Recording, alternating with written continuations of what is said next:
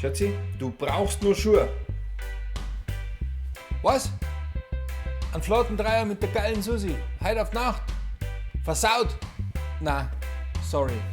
Na, kein Bock. Na, sorry. Geh mal lieber kuscheln. Sex.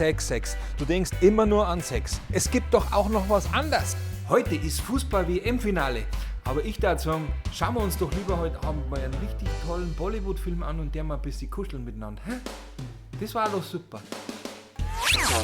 Du Schatzi, was hältst du denn davon, wenn du einmal 2 Wochen alleine nach Jamaika fährst und dir das einmal so richtig gut gelost? Hä? Du, ich geh halt mit dem Roland und mit dem Michi ins Stripclub und danach gehen wir ins Puff. Gehst mit? Du, aber machen wir eigentlich mal wieder so einen Detox-Monat, weißt du? So 1 Monat kein Fleisch, kein Alkohol, kein Sex, weißt du? Da hätte ich echt einmal wieder voll Bock drauf. Du Schatzi, macht's dir was aus, wenn ich heute einmal zum Elternabend gehe?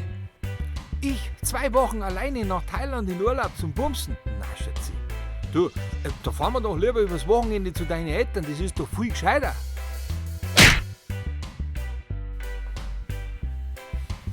Also so alle 3 bis 4 Monate Sex, das reicht mir vollkommen.